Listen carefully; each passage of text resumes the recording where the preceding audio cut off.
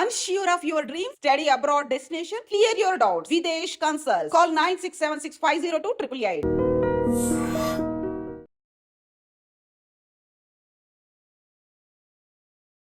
చేసేవాళ్ళంట. Hi Vaishnavi. Hello ma'am. మొత్తానికి ఒక మంచి ఛాంపియన్, గోల్డ్ మెడల్ తీసుకొని వచ్చావు, పవర్ లిఫ్టర్గా హట్కే ఉన్నావు, కానీ ప్రాపర్ రికగ్నైజేషన్ రాలేదు అని నీకేమైనా అనిపించింది ఎప్పుడైనా? అంటే ఇప్పుడు వరకు నేను చేసిన ఛాంపియన్షిప్స్ కానివ్వండి, లేదా నాకున్న అచీవ్మెంట్స్కి నాకు ప్రాపర్గా రికగ్నిషన్ అంటూ ఇప్పటికీ కూడా రిసీవ్ కాలేదు అని చెప్తాను. ఎందుకంటే నేను పాస్ట్ గవర్నమెంట్తో ఎక్స్పెక్ట్ చేసినుండే, అప్పుడు చాలా ట్రై చేసాము, పైన వరకు వెళ్ళి చేద్దాము అన్నట్టు. తర్వాత కూడా మాకు ఈ గవర్నమెంట్ వచ్చినాక, కాంగ్రెస్ గవర్నమెంట్ వచ్చినాక ఒక హోప్ ఉండే, అంటే ఈ గవర్నమెంట్ అన్న మాకు హెల్ప్ చేస్తుంది. ఇంకా స్పోర్ట్స్లో కూడా కొన్ని చాలా ఈవెంట్స్ తీసుకొచ్చారు, ఎలా అంటే సీఎం కప్ అలా తీసుకొచ్చేసరికి ఒక హోప్ ఉండే, అంటే ప్లేయర్ని రికగ్నిషన్ కానివ్వండి, ఏదైనా ప్రాపర్గా మాకు దక్కుతుంది అని చెప్పేసి మేము అలా అంటే వాళ్ళతో వెళ్ళాము, అంటే లోకల్గా ట్రై చేసాము, కానీ ప్రాపర్గా వీళ్ళు అంత రెస్పాండ్ అవుతున్నట్టు చూపారు, కానీ అది ప్రాపర్గా రీచ్ అవుతలేదు. ఈ సీఎం కప్ కూడా ఆడినట్లున్నావు కదా రీసెంట్గా జరిగిన, బట్ అయినా కూడా ఎక్కువ గుర్తించలే. వెయిట్ లిఫ్టర్ వేరు, పవర్ లిఫ్టర్ వేరా? యాక్చువల్లీ ఇవి two different events. Weight lifting లో 2 ఈవెంట్స్ ఉంటాయి, క్లీన్ అండ్ జర్క్ ఇంకా స్నాచ్. పవర్ లిఫ్టింగ్ లో 3 ఈవెంట్స్ ఉంటాయి, స్క్వాట్, బెంచ్ ఇంకా డెడ్ లిఫ్ట్. ఈ 3 ఈవెంట్స్ లో మనం మ్యాక్స్ ఒక్కొక్క ఈవెంట్ లో ఎంత వెయిట్స్ ఇంక్రీజ్ చేసుకుంటా 3 ఛాన్సెస్ ఉంటాయి. అలా ఎలా అయితే వెయిట్స్ ఇంక్రీజ్ చేసుకుంటూ మనము ప్రాపర్గా 3 లిఫ్ట్స్ ప్రాపర్గా చేసుకుంటూ వెళ్తే లాస్ట్ లో డెడ్ లిఫ్ట్ ఉంటుంది. ఫస్ట్ స్క్వాడ్, సెకండ్ బెంచ్, మళ్ళీ థర్డ్ లో డెడ్ లిఫ్ట్. ఈ 3 ఈవెంట్స్ ప్రాపర్ గా చేసుకుని లాస్ట్ లో ఏదైతే టోటల్ వస్తుందో ఆ టోటల్ అందరు ప్లేయర్స్ తో హైయెస్ట్ ఉంటే అప్పుడు ఫస్ట్. అట్లా మొత్తానికి కామన్వెల్త్ లో అందరు ప్లేయర్స్ లో టోటల్ లో హైయెస్ట్ ఉండి గోల్డ్ మెడల్ తెచ్చుకున్నావు. సూపర్. సో గోల్డ్ మెడల్ వచ్చిన టైంకి నీ ఏజ్ అప్పుడు ఎంత ఉండే? ఇది కామన్వెల్త్ వచ్చేసి నేను జస్ట్ రీసెంట్గా 2024లోనే వెళ్ళినండే. అప్పుడు నా ఏజ్ 20 ఉండే, ఇప్పుడు 20. సో జస్ట్ 20 ఇయర్స్కి Commonwealth Audi almost I guess 2 అన్ని అసలు మొత్తం లిమిట్ ఉంటుంది కదా వెయిట్ లిఫ్టింగ్ విషయంలో, నువ్వు అది క్రాస్ చేసావంట కదా. అంటే నా ఏజ్లో, నీ ఏజ్ అండ్ నీ కేటగిరీ, నీ వెయిట్, ఎన్ని కేజెస్ వెయిట్లో నువ్వు పార్టిసిపేట్ చేసింది? నేను వచ్చేసి 84 కేటగిరీలో పార్టిసిపేట్ చేస్తాను, కంటిన్యూ అల్లోనే ఆ కేటగిరీలోనే చేస్తున్నా. ఓకే, ఒక 20 ఇయర్స్ అమ్మాయి 84 కేజెస్ కేటగిరీలో ఒక రికార్డ్ బ్రేక్ చేయడం అనేది, ఎన్ని కేజెస్ నువ్వు లిఫ్ట్ చేసింది డెడ్ లిఫ్ట్లో? Dead lift only single event dead లిఫ్ట్లో వచ్చేసి నేను అప్పుడు కామన్వెల్త్లో 170 చేసా, లేదంటే నా బెస్ట్ వచ్చేసి 200. అప్పుడు నా ఇంజరీలో ఉండే, కొంచెం తక్కువ వెయిట్స్ చేసేసి అలా కాంపిటీషన్ కి నువ్వు నార్మల్ తక్కువ వెయిట్ చేస్తే అప్పటికి నువ్వే హైయెస్ట్ అయిపోయాను. సూపర్ ఉంది కదా. కానీ 170 కేజీస్ ఎత్తడం అంటే అది ఎట్లా ట్రైన్ అవుతావు నువ్వు? అసలు మనిషివా లేకపోతే ఇంకేందా అని అడగాలనిపిస్తుంది. డెఫినెట్లీ అంత స్ట్రెంగ్త్ ఎట్లా వస్తుంది? చాలా మంది అమ్మాయిలకు అసలు మోస్ట్లీ ఫిజికల్ స్ట్రెంగ్త్ ఉండదు అంటారు కదా. అంటే ఇదంతా ప్రాపర్ గైడింగ్ ఇంకా ప్రాక్టీస్ విషయమే చెప్పాలా. ఎందుకంటే నేను పాస్ట్ 3 ఇయర్స్ నుంచి, నేను ముందు ఎప్పుడైతే స్టార్ట్ చేశానో అప్పుడు నేను మ్యాక్స్ 70-80 కేజీస్ వరకే నా స్టార్టింగ్ ఉండే. అప్పుడు స్టార్టింగ్ 70-80 నుంచి మళ్ళీ అలా ప్రాపర్గా ప్రాక్టీస్ అయితే ఇప్పటి వరకు నేను ఒక్క రోజు కూడా మిస్ అయ్యింది లేదు. ఏ ఈవెంట్ ఉన్నా, ఫెస్టివల్స్ ఉన్నా, ఇంట్లో ఎంత ఫంక్షన్ ఉన్నా, ఏది ఉన్నా కూడా ప్రాక్టీస్ విషయానికి ప్రాక్టీస్ కంటిన్యూ. ఇప్పుడు 3 ఇయర్స్ కానికి వచ్చాయి, 3.5 ఇయర్స్ అవుతున్నాయి. అప్పటికి కంటిన్యూ ప్రాక్టీస్ ఉంటేనే నాకు ఆ లోడ్ వర్క్ వచ్చింది అని చెప్పి. మీ కోచే కదా మొత్తానికి అంత రాకి ఎత్తు లెఫ్ట్ ఎత్తు అని ఎట్లా నేర్పిస్తున్నా? అంటే నా వల్ల కాదు, నేను ఇంత వెయిట్ ఎత్తలేను అని నీకు ఎప్పుడన్నా అనిపించిందా? అంటే నాకు అలా ఎప్పుడు అనిపించలేదు. ఎందుకంటే ఇప్పుడు నేను 3 ఇయర్స్ నుంచి ఏదైతే చెప్తున్నా కదా, 3 ఇయర్స్ కూడా నేను కంటిన్యూ ప్రాక్టీస్లో ఉండే, కాంపిటీషన్స్కి కూడా ప్రతిసారి వెళ్తుండే.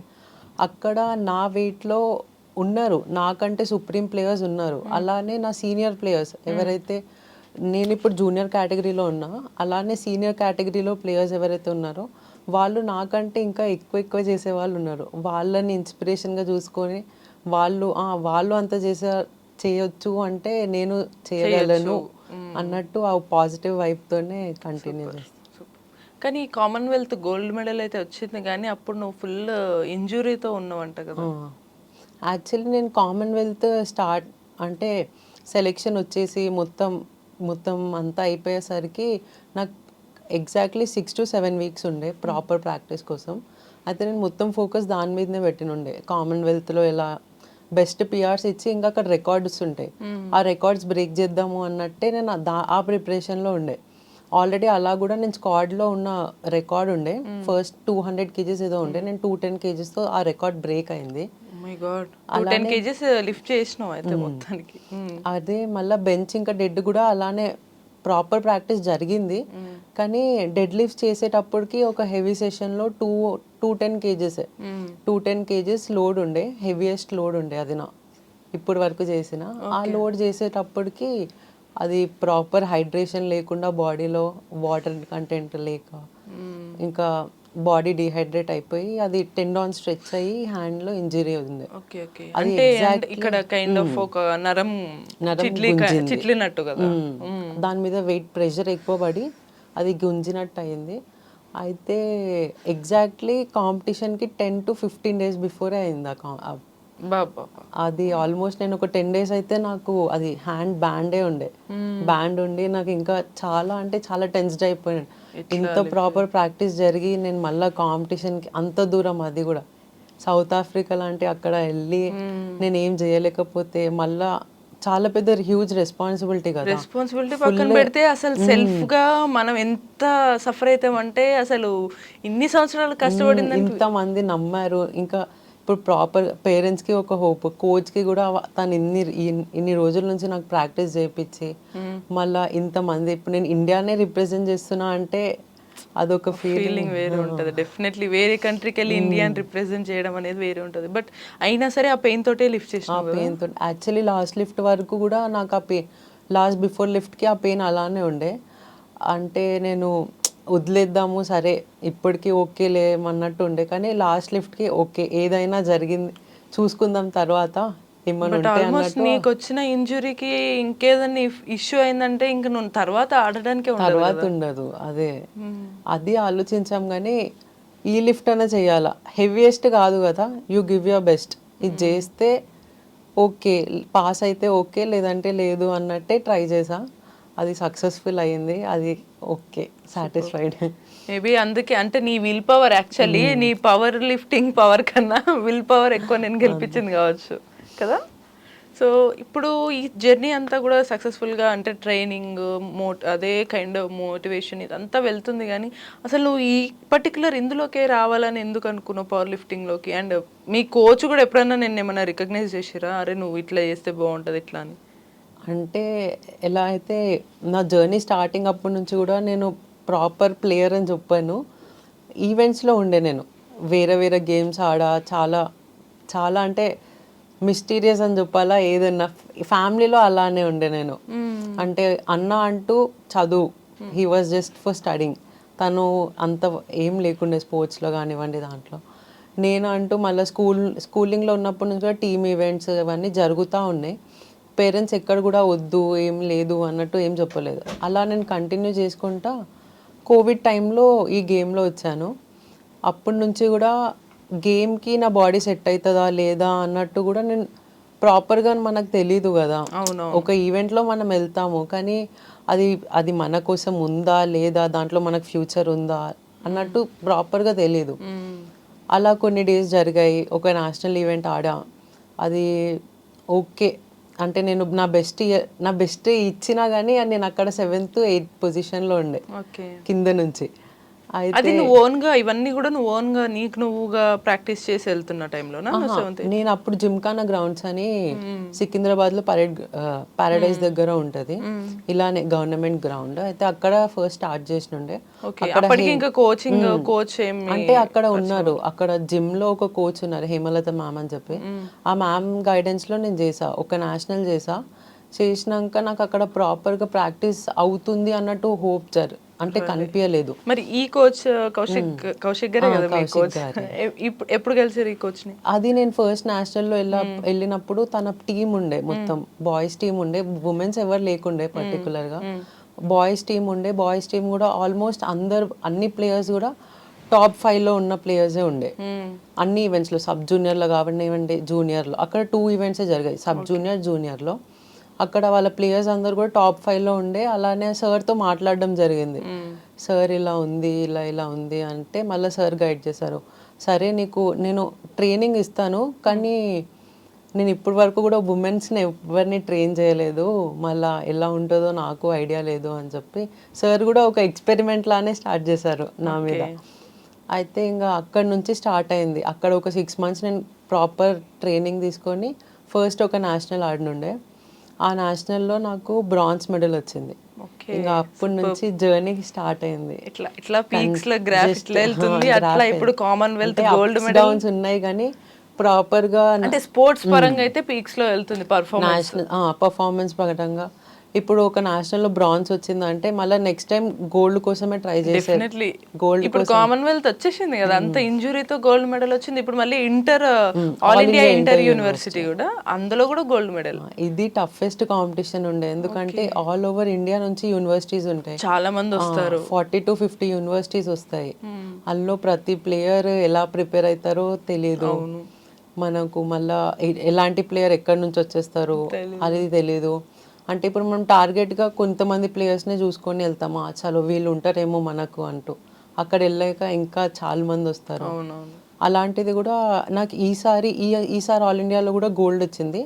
లాస్ట్ టైం 2024లో కూడా నేను అప్పుడు ఉస్మానియా యూనివర్సిటీలో ఉండే, ఆ యూనివర్సిటీ నుంచి ఆడినప్పుడు కూడా నాకు గోల్డ్ మెడల్ వచ్చింది.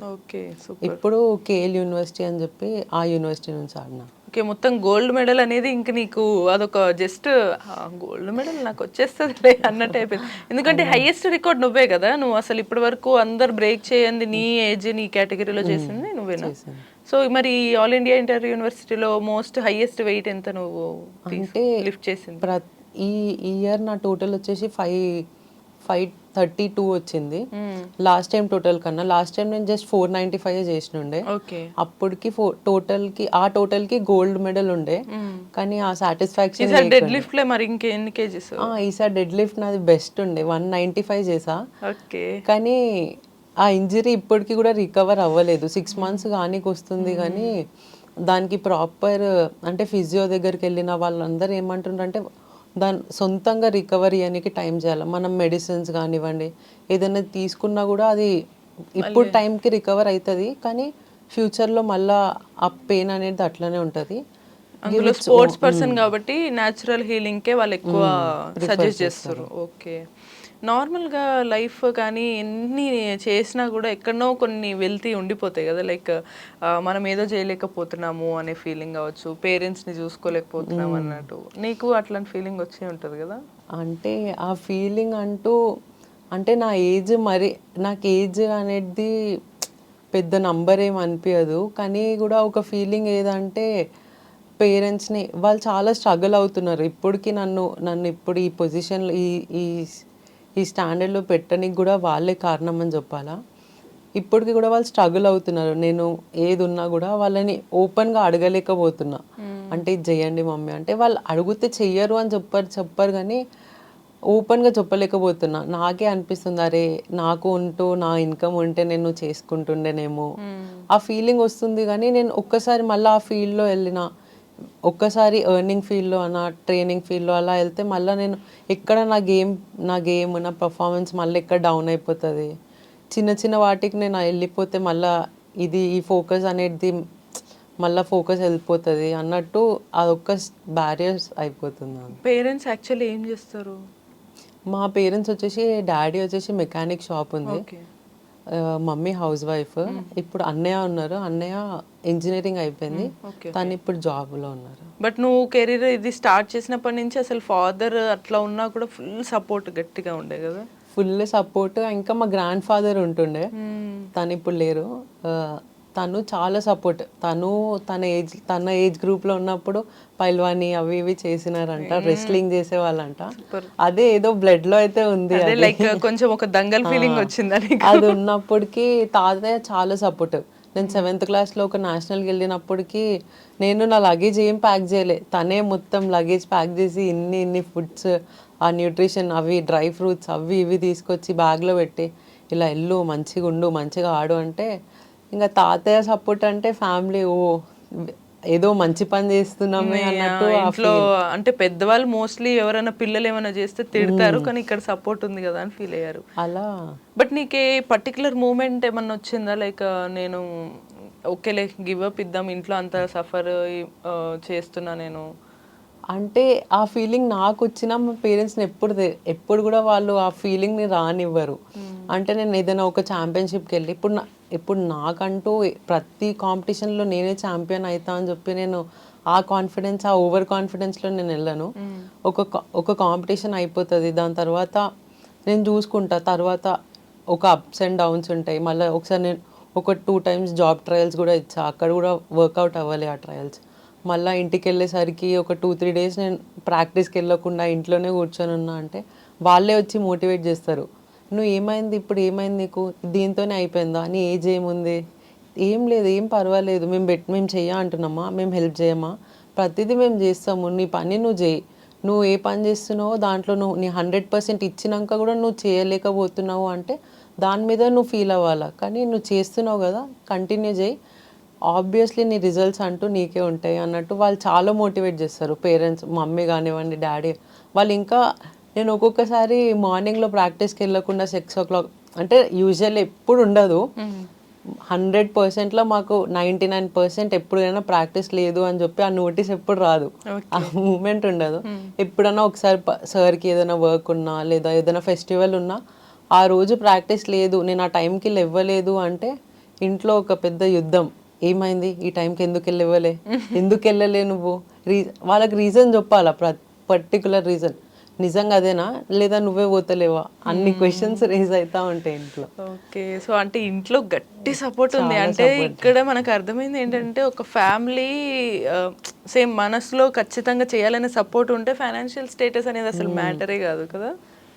రైట్, నువ్వు ఇప్పటి వరకు చేసిన వాటిల్లో ఇవన్నీ ఎంత ఇంపార్టెంట్, నీ ఫుడ్ కూడా చాలా ఇంపార్టెంట్ కదా, దీనికి ఏమైనా పర్టికులర్ డైట్ ఇప్పుడు ఎలా తీసుకుంటారు? న్యూట్రిషన్ అనేది చాలా ఇంపార్టెంట్. ఇప్పుడు మా టీంలో ఇంకొక సార్ కూడా ఉన్నారు, తను న్యూట్రిషన్, తను ప్రాపర్గా ప్లేయర్. ఇప్పుడు మా సార్ అంటూ ప్రాపర్ ప్రాక్టీస్ షెడ్యూల్స్ ఎలా అయితే మెయింటైన్ చేస్తారో ఆ సార్ ప్రాపర్గా డైట్, ఒక ప్లేయర్కి ప్రాపర్ న్యూట్రిషన్ ఎలా తగ్గాలా, ఏ ఫుడ్ తీసుకుంటే ఎన్ని న్యూట్రిషన్స్, మళ్ళీ బాడీ వెయిట్ ఎలా పెంచాలా లేదంటే ఎలా రెడ్యూస్ చేయాలా, అవన్నీ చూసుకొని ప్రాపర్ డైట్ ప్లాన్ అనేది ప్లాన్ చేసి ఇస్తారు.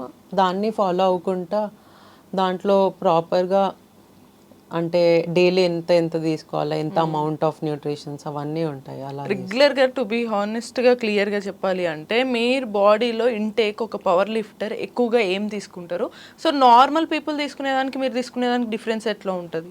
అంటే నార్మల్ వాటితో కంపేర్ చేసినా అయితే చాలా డిఫరెంట్ ఉంటుంది. న్యూట్రిషియస్ ఫుడ్ చాలా పర్టికులర్గా ఇప్పుడు ఫ్యాట్స్ కానివ్వండి, మీట్, చికెన్, ఎగ్స్, మళ్ళీ ప్రోటీన్.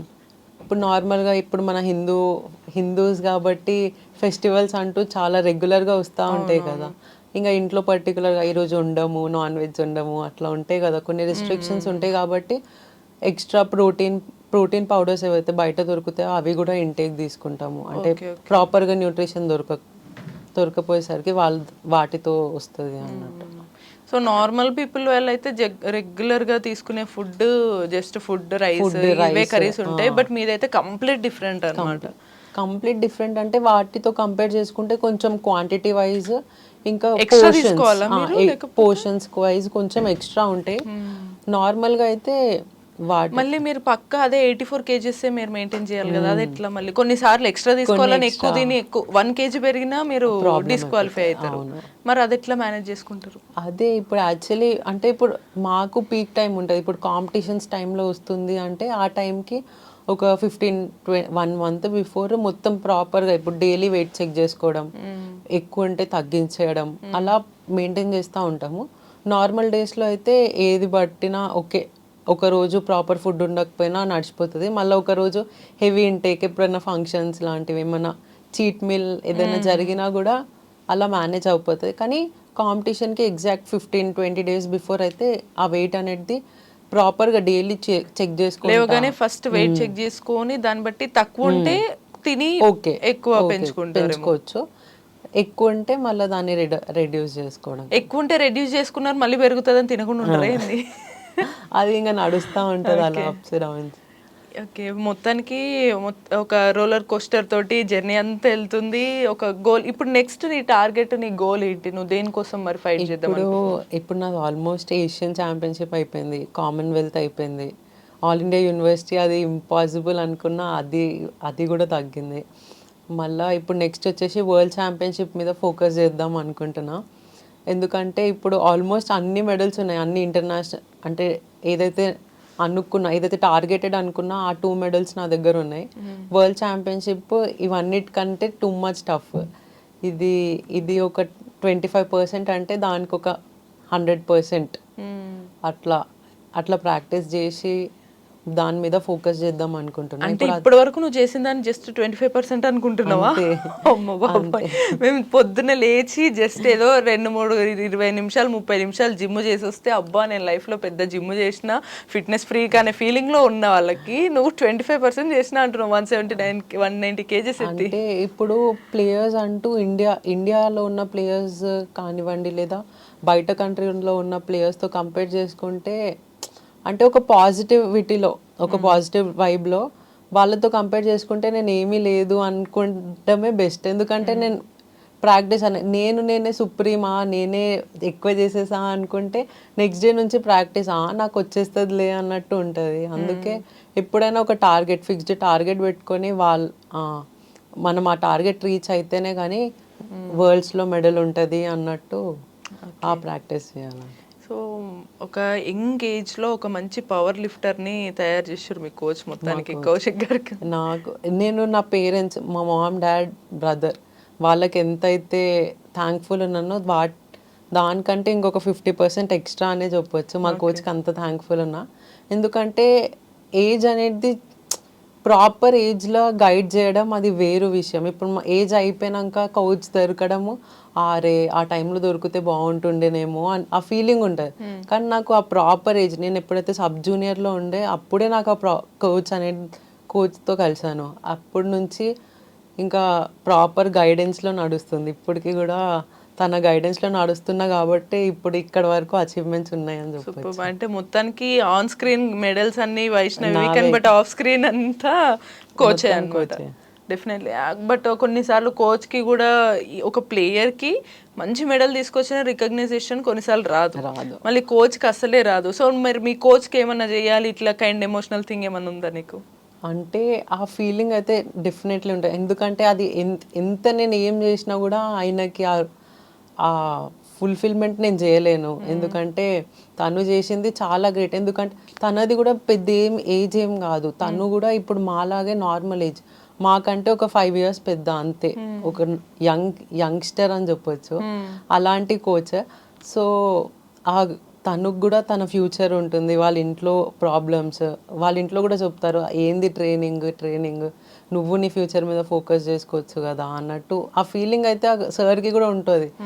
కానీ కూడా అవన్నిటిని పక్కన పెట్టి మాకు ప్రాపర్ గైడెన్స్, ప్రాపర్ కోచింగ్, ప్రతి డే కోచింగ్, మార్నింగ్ ఈవినింగ్. మళ్ళీ మా కాంపిటీషన్స్ ఎక్కడ జరిగినా కూడా నార్మల్గా మన సౌత్లో ఉండవు, నార్త్ సైడ్ ఎక్కువ ఉంటాయి. ఇప్పుడు నేను రీసెంట్గా కూడా జమ్మూ కాశ్మీర్ నుంచి వచ్చాను. అక్కడి వరకు కూడా ట్రావెలింగ్, తనకి ట్రైనింగ్స్ ఉన్నా కూడా తనకు ట్రైనింగ్స్ ఉన్నా కూడా లీవ్ తీసుకొని మా కోసం వచ్చి అన్నీ చేయడం అది అంత ఈజీ ఏం కాదు. తనకంటూ ఒక డ్రీమ్ ఉంది, మా యునైటెడ్ బార్బెల్ క్లబ్ అని ఒక అకాడమీ పెట్టాలని. ఆ అకాడమీ ఎప్పుడైతే తను పెడతారో అప్పుడు మా 100% సపోర్ట్ ఉంటుందని చెప్పేసి అయితే ఆ గ్యారంటీ అయితే పక్కా ఇస్తాను. సూపర్. సో నువ్వు ఇప్పుడు ఒక యంగ్ పవర్ లిఫ్టర్ ఛాంపియన్గా ఇప్పుడున్న మన యంగ్స్టర్స్కి ఒకవేళ ఏదైనా మెసేజ్ ఇవ్వాలంటే ఏం చెప్తావు వైష్ణవి?